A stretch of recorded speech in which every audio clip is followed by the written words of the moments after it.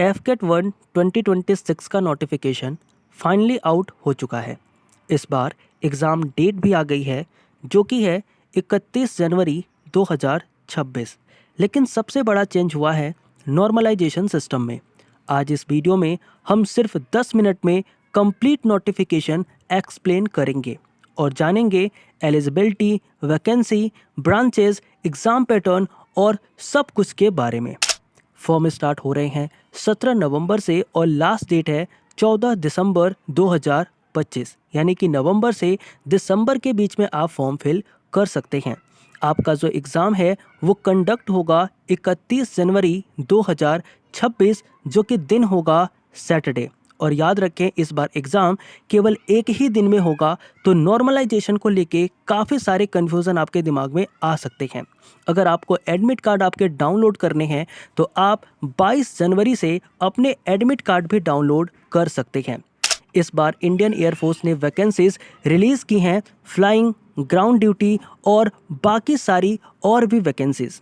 Flying branch के अंदर total 34 vacancies man के लिए हैं और 4 वैकेंसीज जो हैं वो वुमेन के लिए दी गई हैं।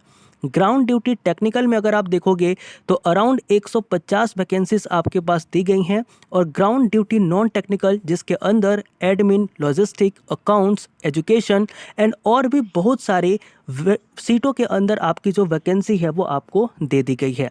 10% seats as usual AFCAT and CDSE vacancies के लिए या फिर एनसीसी स्पेशल एंट्री के लिए क्या होती है, रिजर्व होती है। ऐसे अगर मैं आपको बताऊं तो अगर आप एलिजिबिलिटी के लिए परेशान हैं तो एलिजिबिलिटी सबसे इम्पोर्टेंट पार्ट होती है। और मैं आपको बताऊं कि अगर आप इंडियन सिटीज़न हैं और आपकी एज, अगर आप फ्लाइंग ब्रांच के लिए जा रहे हैं और आपकी एज अगर 20 से 24 साल है तो आप इस एग्ज़ाम के लिए एलिजिबल माने जाते हैं। यानी कि अगर आपका जन्म 2 जनवरी 2003 से 1 जनवरी 2007 के बीच में हुआ है, then you are eligible for the flying branch. And ground duty की अगर मैं बात करूं तो 20 से लेकर के 26 साल के अगर आप हैं तो आप ग्राउंड ड्यूटी के लिए एलिजिबल माने जाते हैं। अगर मैं एजुकेशनल क्वालिफिकेशन की बात करूं तो फ्लाइंग के लिए आपका 10+2 में फिजिक्स एंड मैथ आना चाहिए, एंड इसके अंदर भी आपके 50% मार्क्स होने चाहिए। ग्रेजुएशन में अगर आपने 60% मार्क्स से ग्रेजुएशन पास करी है along with the physics and math in your 12th, then you are eligible for the flying branch. Technical के लिए एज यूजुअल आपको पता है कि आपके पास अगर इंजीनियरिंग की डिग्री है और आपने 60% के साथ वो डिग्री ली है तो आप टेक्निकल ब्रांच के लिए एलिजिबल माने जाते हैं। नॉन टेक्निकल वाले आप ध्यान रखेंगे, अगर आपने ग्रेजुएशन किसी भी डिसिप्लिन में करी है और आपके अगर 60% मार्क्स हैं तो आप नॉन टेक्निकल के लिए भी एलिजिबल होते हैं। अकाउंट्स के लिए आपके पास बीकॉम या फिर बीबीए की डिग्री होनी चाहिए, और एजुकेशन के लिए आपके पास post graduation with 50% and graduation with 60% होनी चाहिए, तब आप जाके एजुकेशन के अंदर ट्राई कर सकते हैं। अब आते हैं एग्ज़ाम पैटर्न एंड सिलेबस के बारे में।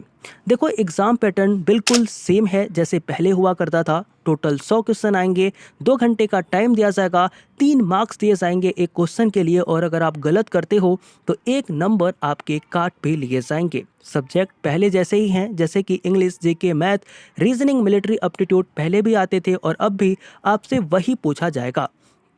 स्टैंडर्ड ग्रेजुएशन लेवल तक के क्वेश्चन आपसे पूछे जा सकते हैं, लेकिन मैथमेटिक्स ध्यान रखेंगे आपके 10th लेवल तक की होगी। बाकी सारे सेक्शन जैसे इंग्लिश, मैथ और रीजनिंग, ये सारी चीज़ों के अंदर अगर आप मैथ को देखोगे तो मैथ को छोड़ के बाकी सारी चीज़ें आपसे ग्रेजुएशन लेवल तक की पूछी जा सकती है।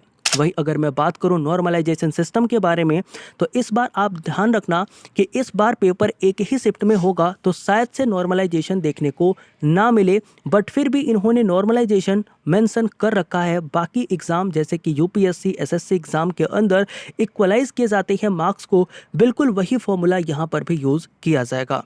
आप अप्लाई कैसे कर सकते हैं, तो इन सब चीज़ों के लिए अप्लाई करने के लिए आप एफकेट के ऑफिशियल वेबसाइट पे जा सकते हैं या फिर fk.edcl.com.in से जाकर के आप अप्लाई कर सकते हैं।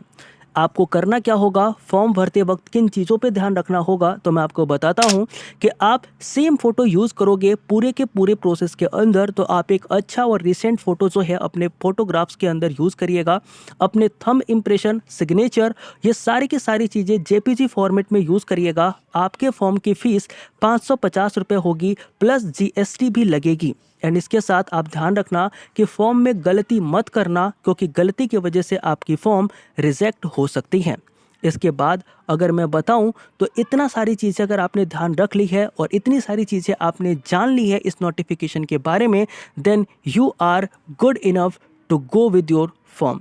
ऑल द बेस्ट, आप फॉर्म भरें एंड मैं आपके लिए ऐसे ही और भी वीडियोस लेकर के आऊँगा जहां पर हम एफकेट एंड इस नोटिफिकेशन के और भी बारीकियों के बारे में जानेंगे।